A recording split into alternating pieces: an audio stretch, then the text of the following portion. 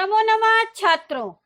आज विद्यालय से मैं निधि श्रीवास्तव एक बार फिर से यूपी बोर्ड के कक्षा 10वीं के छात्रों का स्वागत करती हूँ। छात्रों, पूर्व की कक्षाओं में हमने आपको गीता अमृतम के विषय में पूरी जानकारी दे दी और हमने आपको ये बता दिया कि गीता अमृतम अर्थात गीता का अमृत जो है वो श्रीमद् भगवत गीता से उद्धृत है। और आप सभी जान गए हैं कि गीता जो है वो महर्षि वेदव्यास द्वारा रचित अनुपम ग्रंथ महाभारत के 700 श्लोकों का संकलन है। और इसी गीता में वासुदेव श्री कृष्ण द्वारा अर्जुन को निष्काम कर्म करने का उपदेश देना ही प्रधानतया ग्रंथ का प्रतिपाद्य विषय रहा है, यानी मुख्य विषय रहा है। छात्रों, ये भी हमने आपको बताया कि समस्त उपनिषदों की सारभूत गीता जो है वो भारतीय दर्शन की अनुपम निधि है, अमूल्य निधि है, यानी अमूल्य धरोहर है। और भगवान के गुणों का, प्रभावों का और मर्मों का जितना अच्छा वर्णन यहाँ पर किया गया है श्रीमद् भगवत गीता में, उतना किसी भी अन्य ग्रंथों में नहीं हुआ है छात्रों। और इसका एक एक वाक्य सदुपदेश से रहित नहीं है। यह भारत के आध्यात्मिक ग्रंथों की परिणति है, जिसके लिए महर्षि वेदव्यास जी कह भी रहे हैं कि गीता सुगीता कर्तव्या कि मन्ये शास्त्र विस्तर है, यानी गीता का गायन, मनन और चिंतन करते रहना चाहिए। इसके सिवाय कोई दूसरा विस्तृत शास्त्र चर्चाओं से कोई लाभ नहीं मिलता है। और छात्रों, आपको यहाँ पर विभिन्न प्रकार के कर्मों को करने का उपदेश यहाँ पर दिया गया है।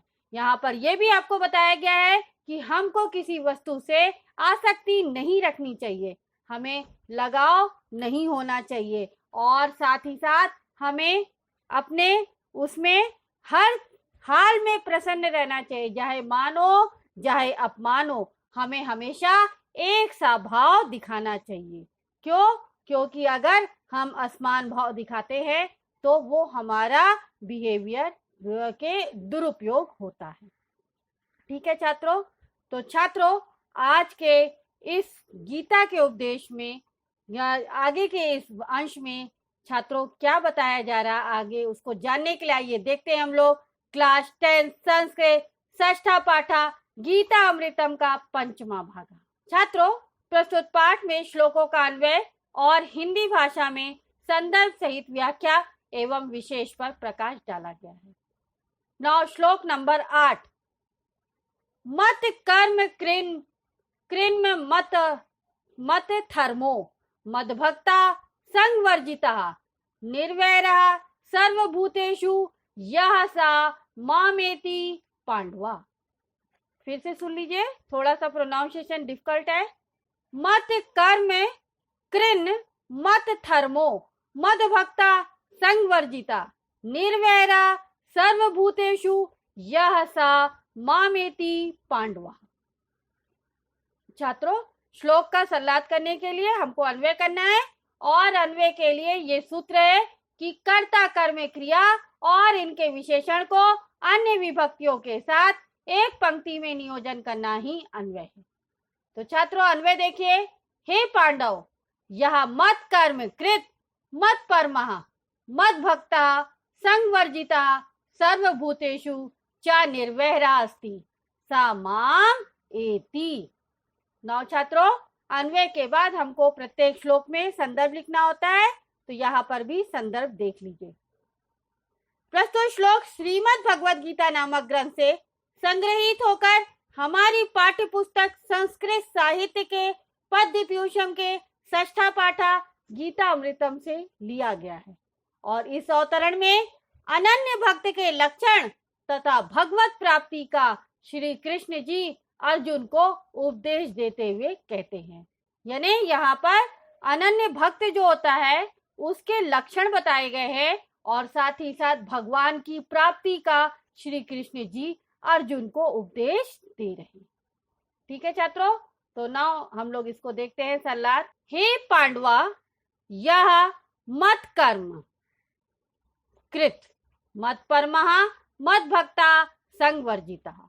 यानी वो क्या कह रहे हैं कि हे पांडवा, मत कर्म कृत अर्थात मेरे लिए कर्म करने वाला, मत यानी मेरे, कर्म यानी काम, और कृत यानी करने वाला। तो जो मनुष्य मेरे लिए काम करने वाला होता है, और मत परमा, मत परमा यानी मुझे, मत यानी मुझे, परमा यानी बड़ा, महान। तो और जो मनुष्य मुझे ही सबसे बड़ा मानने वाला होता है, मद भक्ता यानी जो मेरा भक्त होता है। ठीक है, तो वो क्या कह रहे हैं, वो ये कह रहे हैं श्री कृष्ण जी अर्जुन से कि हे पांडु, यह मत कर्म कृत यानी जो मेरे लिए कर्म करने वाला, और जो मेरे को ही सबसे बड़ा मानने वाला, और जो मेरा अनन्य भक्त है, संग वर्जिता यानी वह आसक्ति से रहित होता है। यानी वो दुर्जनों के साथ, आसक्ति रहित, दुर्जनों के साथ से रहित होता है, यानी वो दुष्टों के साथ नहीं होता है, यानी दुष्टों की संगति में नहीं रहता है।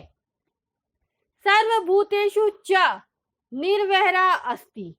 सर्वभूतेषु च यानी सभी भूतों से, यानी सभी जीवों में, और वह सभी जीवों में शत्रुता से रहित। निर्वैरा यानी निधन वैरा, वैर यानी दुश्मनी, तो निवैरा यानी दुश्मनों से रहित होता है।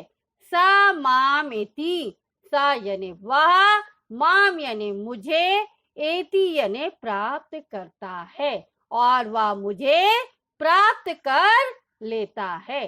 ठीक है छात्रों, समझ में आया? वो क्या कह रहे हैं कि हे अर्जुन, जो मेरे लिए कर्म करने वाला होता है, और जो मुझे महान मानता है, बड़ा मानता है, और जो मेरा अनन्य भक्त होता है, यानी मेरे लिए भक्ति करता है, तो वह संगवर्जिता यानी दुर्जनों की संगति से रहित होता है। और सर्वभूतेषु च यानी और सभी जीवों को, निर्वैरा यानी सभी जीवों पर शत्रुता से रहित होता है, यानी सबको एक समान प्यार करता है, उसके अंदर दुश्मनी का भाव नहीं होता है, वो हर इंसान को एक जैसा भाव करता है। सह माम एति यानी वह मुझे ही प्राप्त कर लेता है, ऐसा श्री कृष्ण जी कहते हैं। छात्रों देख लीजिए व्याख्या। कवि कहते हैं कि श्री कृष्ण जी अर्जुन से कहते हैं कि पांडु पुत्र हे अर्जुन, जो मेरे लिए कर्म करने वाला है, और जो मुझे ही सबसे बड़ा मानने वाला है, और मेरा भक्त है, वह दुर्जनों की संगति से रहित, और सब जीवों से शत्रुता, सब जीवों पर शत्रुता से रहित है, वह पुरुष मुझे प्राप्त कर लेता है, यानी भगवान को प्राप्त कर लेता है। नौ विशेष देख लीजिए छात्रों। संगवर्जिता में तत्पुरुष समास है, पंचमी तत्पुरुष समास संगात वर्जितः। और सर्वभूतेषु में सर्वे च भूताः सर्वभूताः तेषु कर्मधारय समास है। निर्वैरा में बहुव्रीहि समास है, निर्गतम वैरम यस्मात् स बहुव्रीहि समासः। एति इण गतो लट लकार प्रथम पुरुष एक वचन, यानी एति में इण प्रत्यय है, गतो शब्द के लिए पर्याप्त बोला गया है, लट लकार है, प्रथम पुरुष है, और एक वचन है। आइए छात्रों श्लोक नंबर 9 देखिए। यो न हृष्यति न द्वेष्टि न शोचति न कांक्षति शुभाशुभ परित्यागी भक्ति मान्या सा मे प्रिया। क्या कह रहे हैं? श्री कृष्ण जी कह रहे हैं यो न हृष्यति न द्वेष्टि न शोचति न कांक्षति शुभाशुभ परित्यागी भक्ति मान्या सा मे प्रिया। छात्रों श्लोक का अन्वय करने के लिए हमको ये सूत्र है, कर्ता कर्म क्रिया और इनके विशेषण को अन्य विभक्तियों के साथ एक पंक्ति में नियोजन करना ही अन्वय है। नौ छात्रों अन्वय देखिए, यह न हृष्यति, न द्वेष्टि, न शोचति, न कांक्षति, शुभाशुभ परित्यागी, यह भक्तिमान च अस्ति, स मे प्रियः अस्ति। छात्रों प्रस्तुत श्लोक का संदर्भ है और संदर्भ यह है कि प्रस्तुत श्लोक श्रीमद् भगवद गीता नामक ग्रंथ से संग्रहित होकर हमारी पाठ्य पुस्तक संस्कृत साहित्य के पद्य पीयूषम के षष्ठा पाठा गीता अमृतम से लिया गया है और इस अवतरण में समभाव वाले तथा स्थिर बुद्धि वाले भक्त के लक्षणों का उपदेश श्री कृष्ण जी अर्जुन को दे रहे हैं। समभाव यानी जो समान भाव रखते, चाहे सुख हो, चाहे दुख हो, चाहे मान हो, चाहे अपमान हो, चाहे कैसी भी परिस्थिति हो, परंतु वह हमेशा एक भाव वाले होते हैं, उनके चेहरे पे कोई बदलाव नहीं आता है और वो स्थिर बुद्धि वाले होते हैं। ऐसे भक्तों के लक्षणों का उपदेश श्री कृष्ण जी अर्जुन को दे रहे हैं। तो छात्रों आइए देखिए, यह न हृष्यति, हृष्यति यानी प्रसन्न होता है, यानी जो मनुष्य प्रसन्न भी नहीं होता है। न द्वेष्टि यानी और वह द्वेष भी नहीं करता है, यानी लड़ाई झगड़ा ईर्ष्या वगैरह भी नहीं करता है। न शोचति, शोचति अर्थात शोक करना यानी दुख में डूबना, और न वह दुख करता है, शोक करता है। न कांक्षति, कांक्षति यानी इच्छा करना, चाहना, और न वह इच्छा करता है। शुभाशुभ परित्यागी, और शुभाशुभ यानी शुभ और अशुभ पदार्थों का परित्यागी यानी त्याग करता है।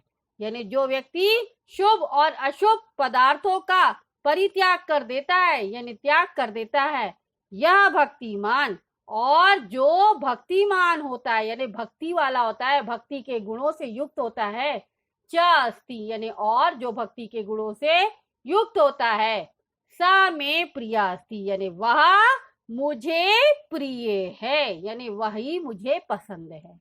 यानी क्या कह रहे हैं कि जो व्यक्ति ना तो प्रसन्न होता है, ना द्वेष ईर्ष्या करता है, ना सोचता है, ना इच्छा करता है, और शुभ और अशुभ दोनों का वह व्यक्ति परित्याग कर देता है और वह भक्तिमान होता है यानी भक्ति वाला होता है, तो ऐसा पुरुष ही मुझे प्रिय होता है। नौ छात्रों व्याख्या देख लीजिए। कवि कहते हैं कि श्री कृष्ण जी अर्जुन को कहते हैं कि जो मनुष्य शत्रु और मित्र के प्रति समान भाव रखते हैं और जो मान और अपमान में एक भाव समान रहता है, गर्मी सर्दी और सुख दुख में जो समान रहता है तथा आसक्ति से रहित होता है, वह ही मुझे प्रिय है। ठीक है छात्रों, विशेष में देख लीजिए। हृष्यति में हृष प्लस लट लकार प्रथम पुरुष एक वचन। द्वेष्टि में द्वेष प्लस लट लकार प्रथम पुरुष एक वचन। कांक्षति में कांक्ष प्लस लट लकार प्रथम पुरुष एक वचन। और शुभाशुभ परित्यागी में शुभम च अशुभम चेति द्वंद्व समासा तयो परित्यागी। ठीक है छात्रों, ये यहाँ का विशेष है।